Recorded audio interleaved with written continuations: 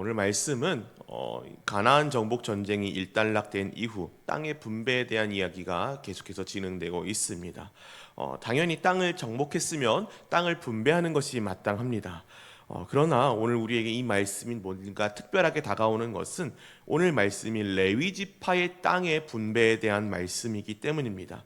분명 하나님께서는 신명기 말씀을 통해서 이렇게 말씀하셨습니다. 레위 사람 제사장과 레위의 온 지파는 이스라엘 중에 분깃도 없고 기업도 없을지니 그들은 여호와의 화제물과 그 기업을 먹을 것이라. 그들이 그들의 형제 중에서 기업을 가지지 않을 것은 여호와께서 그들의 기업이 되심이니 그들에게 말씀하심 같으니라. 이렇게 말씀하고 계십니다. 그러므로 오늘 말씀에서 말하고 있는 레위 지파에게도 땅이 분배된다라는 것은 우리에게 대단히 낯설게 다가올 수 있는 것입니다. 심지어 본문 말씀과 같은 책인 여호수아서 13장의 말씀만 보더라도 두 차례에 걸쳐서 각각 이렇게 말씀합니다. 오직 레위 지파에게는 여호수아가 기업으로 준 것이 없었으니 이는 그에게 말씀하신 것과 같이 이스라엘의 하나님 여호와께 드리는 화제물이 그들의 기업이 되었음이더라 라고 14절에 말씀하고 있고요. 오직 레위 지파에게는 모세가 기업을 주지 아니하였으니 이는 그들에게 말씀하신 것과 같이 이스라엘의 하나님 여호와께서 그들의 기업이 되심이었더라 라고 33절에 또 이렇게 말씀합니다. 그런데도 오늘 말씀에 등장하는 레위 사람들은 당당하게 여호와께서 모세에게 명령하여 우리가 거주할 성읍들과 우리 가축을 위해 그 목초지들을 우리에게 주라 명령하셨다라고 땅의 분배를 요구하고 있는 것을 볼 수 있습니다. 그렇다면 도대체 오늘 본문의 말씀은 우리에게 무엇을 말씀하시고자 하시는 건지 우리가 말씀을 통해 한번 살펴봐야 할 것 같습니다. 먼저 오늘 말씀을 이해하기 위해서는 민수기 35장의 말씀을 한번 짚고 넘어가야 될 것 같습니다. 왜냐하면 하나님께서는 이미 모세를 통해서 레위 사람들이 주장하는 것처럼 가나안 정복이 끝나고 나면 각각의 지파가 받은 땅 중에서 레위 지파가 거주할 성과 그 성 주변의 목초지를 주되 땅을 많이 분배받은 지파에게는 많이 분배받게 하시고 또 그렇게 적게 분배받은 지파에게는 적게 분배받도록 정하여 주셨기 때문입니다. 그렇게 분배받을 48개의 성 중에서 6개의 성읍은 부지 중에 살인한 자를 위한 도피성으로 삼 것을 말씀하시고 계시다는 것도 우리가 볼 수 있습니다. 민수기 35장 말씀은 이렇게 이야기하십니다. 이스라엘 자손에게 명령하여 그들이 받을 기업에서 레위인에게 거주할 성읍들을 주게 하고 너희는 또 그 성읍들을 두르고 있는 초장을 레위인에게 주어서 성읍은 그들의 거처가 되게 하고 초장은 그들의 재산인 가축과 짐승들을 둘 곳이 되게 할 것이라. 너희가 레위인에게 줄 성읍은 살인자들이 피하게 할 도피성으로 6성읍이요 그 외에 42성읍이라. 너희가 레위인에게 모두 48성읍을 주고 그 초장도 함께 주되 너희가 이스라엘 자손의 소유에서 레위인에게 너희가 성읍을 줄 때에 많이 받은 자에게서는 많이 떼어서 주고 적게 받은 자에게서는 적게 떼어 줄 것이라. 각기 받은 기업을 따라 그 성읍을 레위인에게 줄지니라. 이렇게 말씀하신다는 것입니다. 이 말씀을 통해서 오늘 우리가 본문의 여호수아서 21장의 말씀을 보게 된다면 한 가지 의미심장한 것을 알게 됩니다. 그것은 하나님께서 의도적으로 레위 지파에게 땅을 주실 때 이스라엘 온 지파의 땅 곳곳에 흩어 놓으셨다는 것을 보게 된다는 것입니다. 그리고 이것은 곧 레위인들에게 거주할 땅을 분배한 것 자체가 그들에게 재산을 분배하는 것 이상의 의미가 있다는 것을 우리에게 말씀하고 있습니다. 여호수아가 기록될 당시에도 그랬고 그 이후로도 그랬지만 이스라엘 사회는 각 지파를 중심으로 한 씨족 사회였습니다. 당연히 같은 지파의 사람들끼리 뭉쳐있는 것이 유리했고 땅을 분배받을 때도 당연히 이러한 것들이 고려되었습니다. 여기서 여기까지는 이 지파의 땅, 그쪽으로부터 저쪽까지는 그 지파의 땅, 이렇게 같은 지파의 땅끼리 뭉쳐있도록 분배받았던 것이 당연했던 건데 레위 지파가 받은 땅은 달랐습니다. 48개나 되는 성읍을 분배받았긴 했지만 그 성읍들이 다 각기 각 지파의 땅 가운데 곳곳에 흩어져 있었다는 것입니다. 만약에 하나님께서 레위 지파에게도 다른 지파에게 주신 그 분기세 개념으로서 땅을 주신 것이었다면, 그 땅이 그들의 기업이 되는 개념이었다면 이렇게 뿔뿔이 전국으로 흩어질 수밖에 없도록 제비를 뽑아서 띄엄띄엄 성읍을 주시지는 않으셨을 것입니다. 우리는 여기서 하나님의 놀라운 계획을 발견하게 될 수 있습니다. 신명기 10장에서 레위 지파에 대해서 이렇게 말씀하셨듯이 레위인이 제비를 뽑아서 거주할 성읍을 띄엄띄엄 받게 하신 이유는 그 흩어진 자리에서 이스라엘 백성이 계속해서 레위 지파의 가르침을 받아서 하나님을 예배할 수 있도록, 하나님을 예배할 수 있는 그 말씀으로 가르치고 그들을 위하여 기도하고 축복하는 역할을 그들이 계속해서 수행할 수 있는 장치로서 그들에게 주셨다는 것이 되기 때문입니다.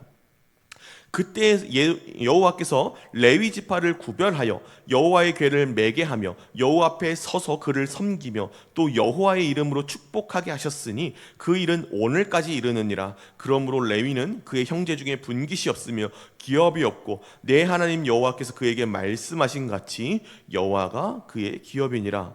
아멘. 그러므로 레위인의 기업은 여전히 그들이 분배받은 48개의 성읍이 아니요 그 주변에 같이 분배받은 목초지, 땅 역시 아니었습니다. 레위인의 기업은 여전히 여호와 하나님이시고 그들의 소명은 전쟁 이후로도 계속해서 이스라엘이 하나님을 예배하게 하는 예배 공동체를 유지하도록 하는 그 사명에 있었던 것입니다. 하나님께서는 레위 지파를 사용하셔서 그들이 계속해서 하나님을 예배하도록 하는 종교적인 안전장치를 할 수 있도록 마련해 주신 것입니다. 이것은 마치 이스라엘 지파 전국적으로 6곳의 두피성을 두게 하셔서 사회적인 안전장치로 삼아주신 것과 마찬가지입니다. 그리고 하나님께서는 그 두 안전장치를 모두 레위 지파에게 맡겨주심으로써 여전히 하나님께서 그들의 기업이 되신다는 것을, 그리고 여전히 그 기업이 되신 하나님께서 그들에게 형제 지파들을 섬길 수 있는 소명을 주셨다는 것을 보여주시고 계신 것입니다. 그리고 여전히 하나님께서 레위인들의 기업이 되시는데 그들에게 온 이스라엘 지파들이 제비를 뽑아서 성읍들을 레위 지파에게 나누어 주었다는 것은 이스라엘 사람들이 하나님께 받은 것의 일부를 다시 하나님께 돌려드렸다는 의미가 되기도 합니다.